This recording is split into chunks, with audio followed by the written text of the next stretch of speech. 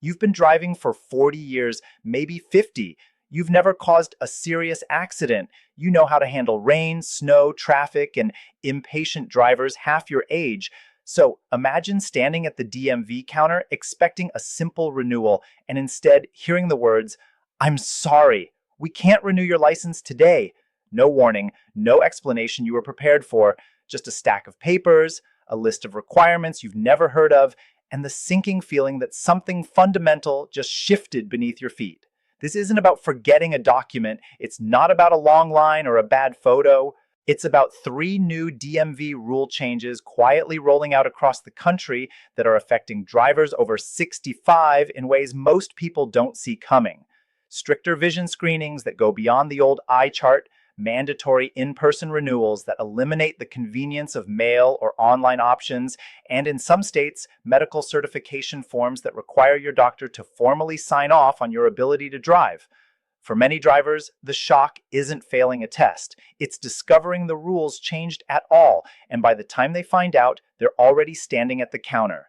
If your license is your independence, your freedom to get groceries, see friends, attend appointments, and live life on your own terms, then you cannot afford to walk into that situation unprepared. Because what's happening right now isn't a small administrative tweak. It's a shift in how states evaluate drivers 65 and older, and the details matter more than ever. Hi, I'm Sophia, and for years I've helped people navigate complicated government policies and regulatory changes that most folks don't hear about until they're already affected. And let me tell you something clearly and calmly. This is not about panic, it's about preparation. These new DMV rules didn't appear overnight, and they're not designed to punish anyone, but they are expanding state by state. And if you're over 65, understanding them now puts you in control instead of on the defensive.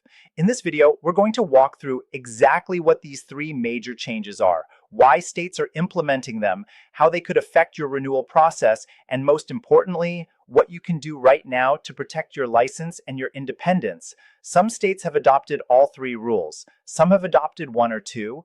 A few haven't yet, but the trend is clear and more are moving in this direction every year. By the end of this, you won't just know what's changing. You'll know how to prepare, what questions to ask, and how to walk into that DMV confident instead of caught off guard. Because when it comes to your ability to stay on the road, information truly is power. Before we break down each of these new rules, we need to talk about why this is happening at all, because without that context, it can feel personal. It can feel like someone in an office somewhere decided that once you hit a certain birthday, you suddenly became a problem. That's not what this is. Over the past several years, data from the National Highway Traffic Safety Administration has shown a noticeable increase in certain types of accidents involving drivers over 75.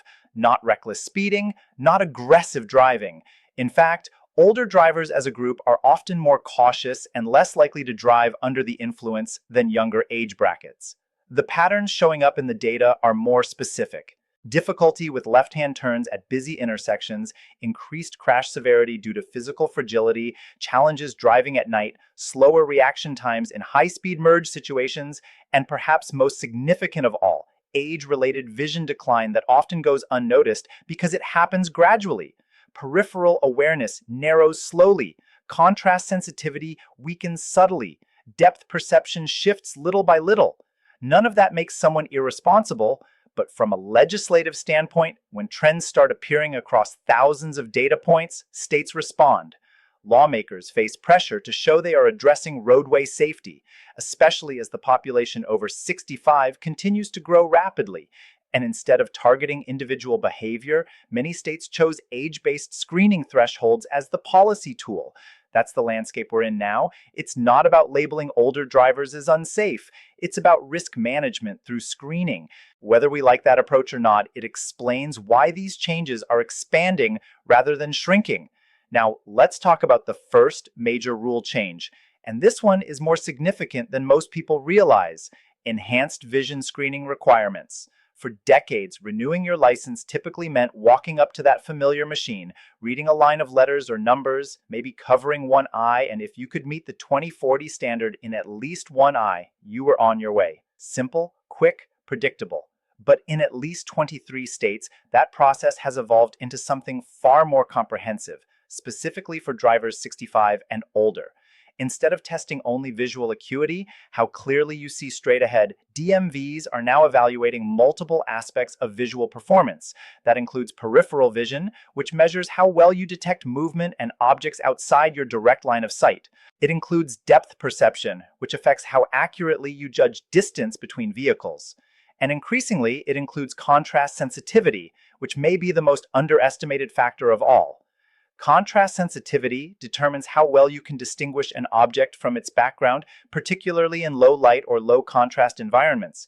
Think about driving at dusk when the sky and the road blend into similar shades. Think about rain-soaked pavement reflecting headlights.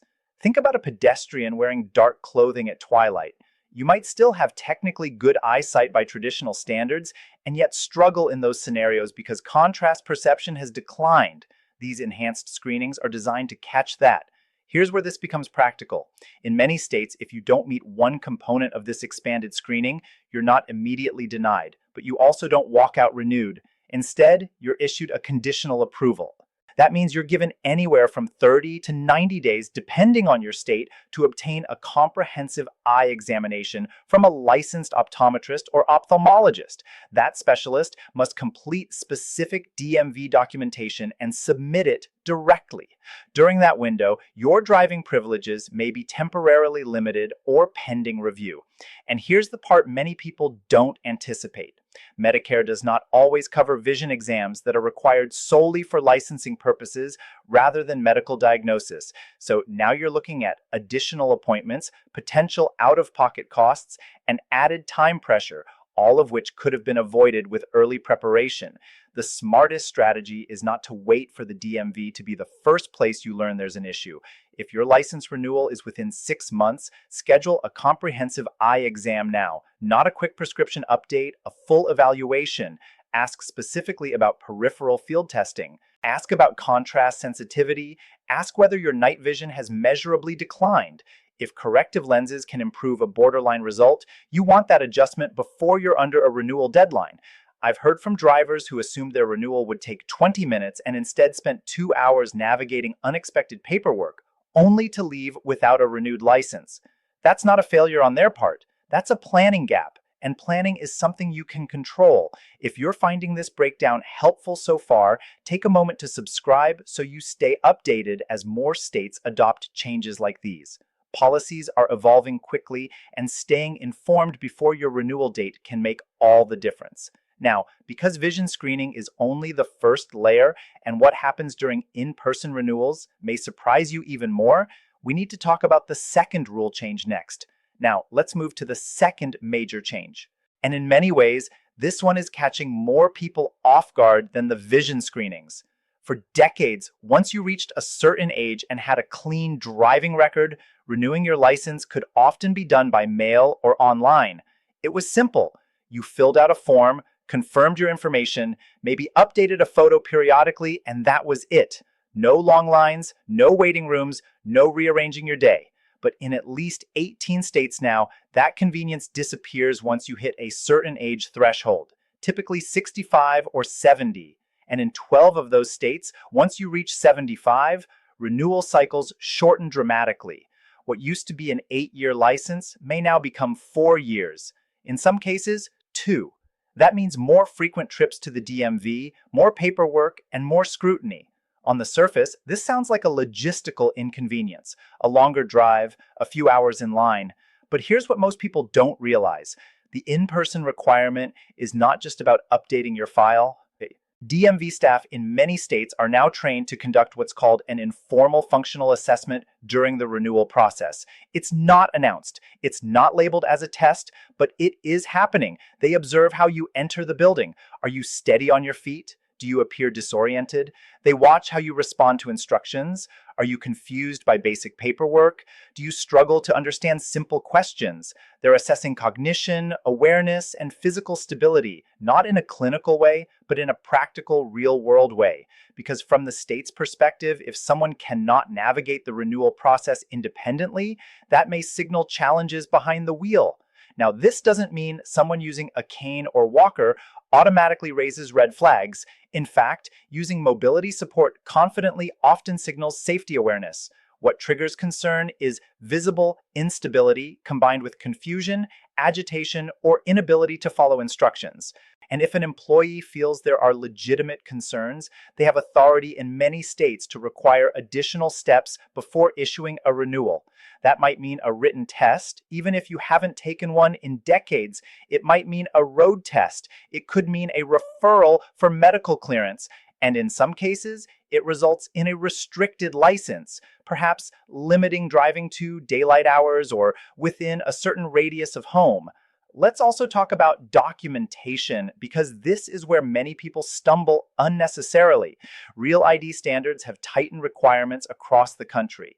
Most DMVs now require your current license, proof of residency dated within the last 90 days, often a paper utility bill or bank statement, your social security card or W-2, and in some cases, a birth certificate or passport. And here's the frustrating part. Not all proof is treated equally. Some offices won't accept printed cell phone statements. Some reject digital-only documents. I've heard from drivers who made a 40 MO trip only to be turned away over one missing paper. That's not just inconvenient, it's exhausting. Preparation here is everything. Organize your documents in a clearly labeled folder. Double-check your state's website for acceptable proof of residency. Arrive early. Get adequate rest beforehand. Take your time completing forms. There is no advantage to rushing. The goal is to demonstrate clarity, organization, and calm. Think of the in-person renewal as more than paperwork. It's a presentation of your capability. And when you treat it that way, you significantly reduce the chance of unnecessary complications. If this information is useful, consider sharing this video with someone in your life who's approaching renewal age. Many drivers don't realize these changes exist until they're already in line, and a little awareness goes a long way. Now, we need to talk about the third rule change, and this is the one creating the most anxiety in the states where it's been implemented. Medical certification requirements in at least 14 states. Drivers over a certain age, usually 70 or 75, must submit a formal medical evaluation as part of the renewal process. And this isn't a casual note from your doctor saying, "Patient is doing fine." This is a status due document with detailed questions about specific health conditions, medications, and functional abilities related directly to driving. The form often asks about diabetes, particularly if insulin is involved due to the risk of hypoglycemia. It asks about cardiovascular history, heart attacks, strokes, uncontrolled blood pressure.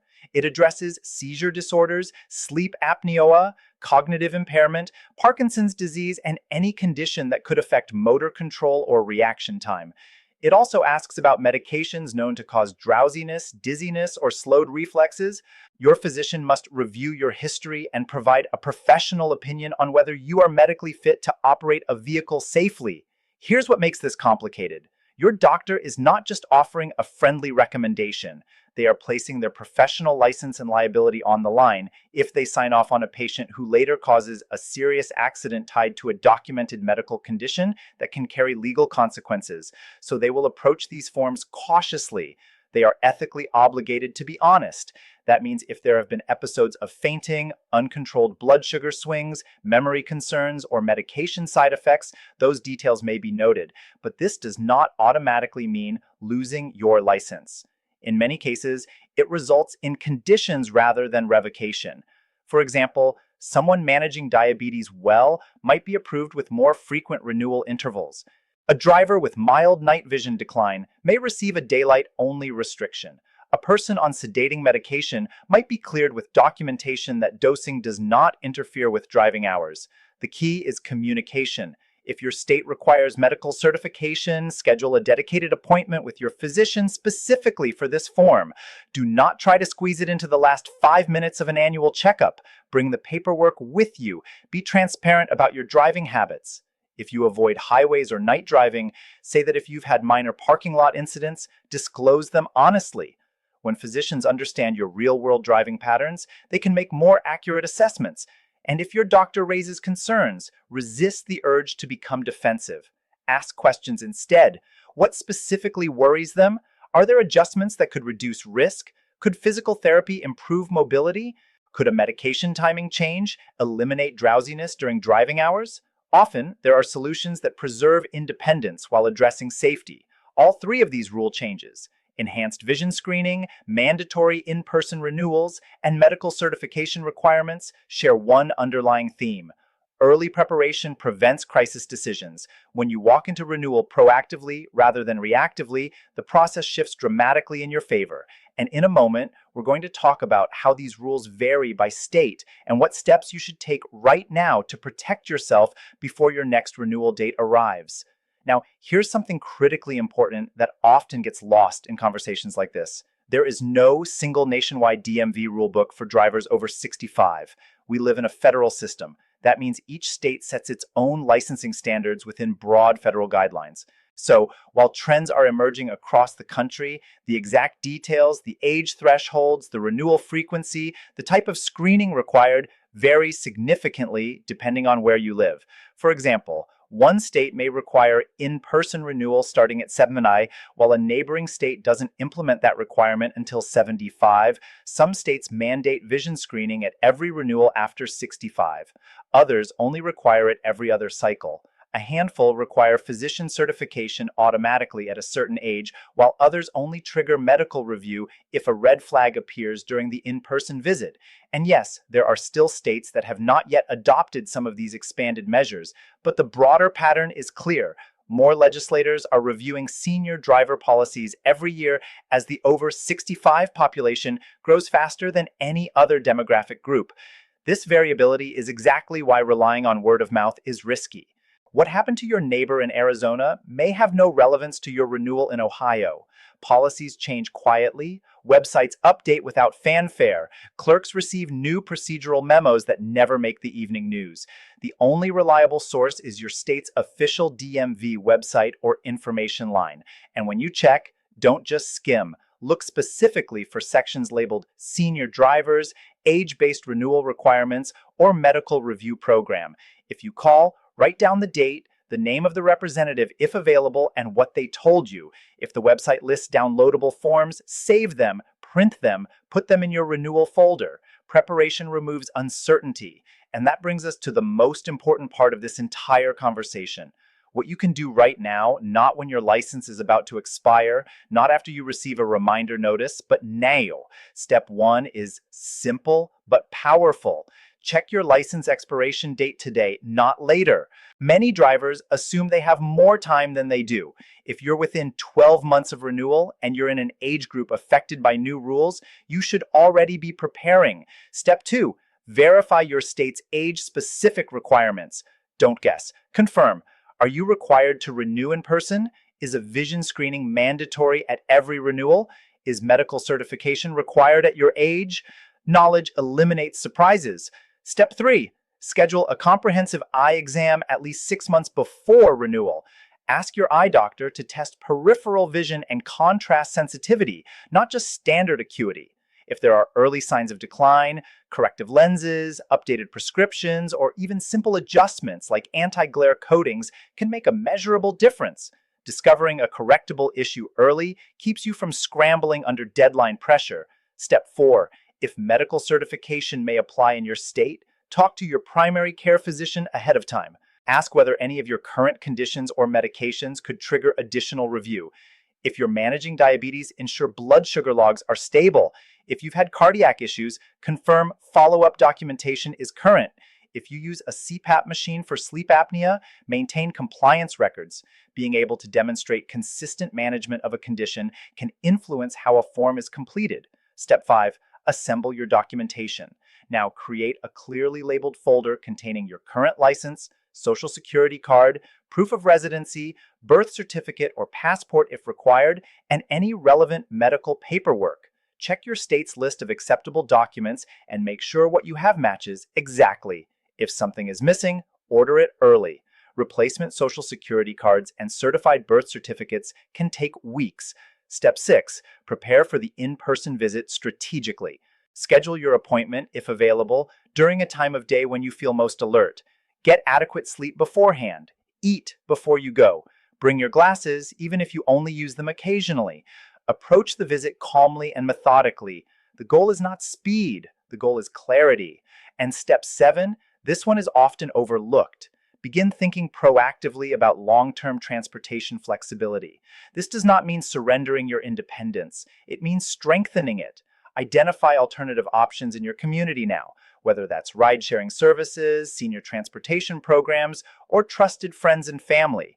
When alternatives are in place, even if you rarely use them, you approach renewal with confidence rather than fear. You are choosing safety from a position of control, not reacting under pressure. All of this may sound like a lot, but when broken into manageable steps spread over months rather than days, it becomes entirely doable. And more importantly, it shifts the experience from reactive to proactive, from anxiety to assurance, from feeling targeted to feeling prepared. Because at the end of the day, these rules are not just bureaucratic hurdles. They intersect with something deeply personal: your sense of independence, your mobility, your dignity. And that's what we need to talk about next. Let's address the emotional side of this, because ignoring it doesn't make it disappear. For many people, a driver's license is not just a laminated card. It represents freedom. It represents self-reliance. It represents decades of competence, raising families, building careers, running errands, taking road trips, showing up for life without asking permission. So when new rules appear that single out drivers over 65, it can feel like your experience is being discounted. It can feel like a quiet accusation, and that frustration is understandable. You've driven safely for years. Maybe you've never had a serious accident. Maybe you're the person other family members rely on when the weather turns bad. So the idea of additional screenings or medical forms can feel unnecessary. But here's the perspective that matters. Driving has always been a responsibility measured against risk. The vehicle you operate weighs thousands of pounds. Decisions happen in seconds. Conditions change quickly. And while experience is an enormous asset, biology does not negotiate. Vision changes gradually. Reaction time slows subtly. Certain medications affect alertness more than we realize. These shifts aren't character flaws, they're natural processes.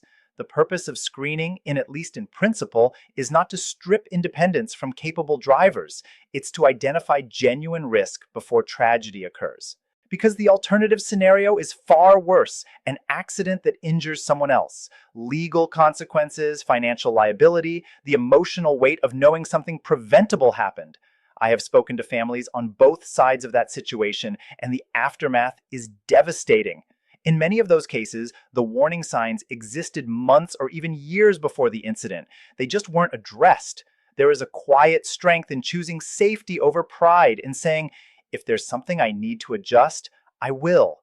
That might mean updating glasses. It might mean limiting nighttime driving.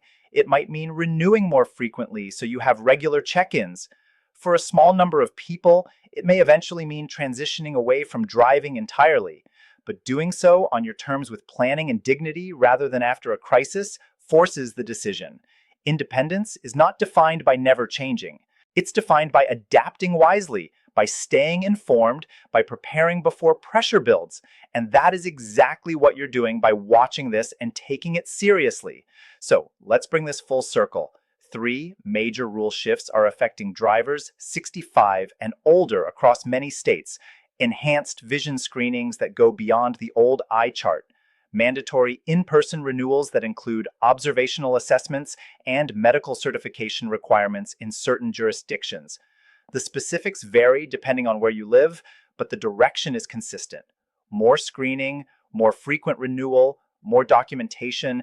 The difference between walking into the DMV confident or walking in blindsided comes down to preparation. Check your expiration date early. Verify your state's exact rules. Schedule comprehensive vision exams ahead of time. Talk to your physician proactively if medical forms may apply. Organize your documents carefully. Approach the renewal process as a demonstration of your continued capability, not as an obstacle.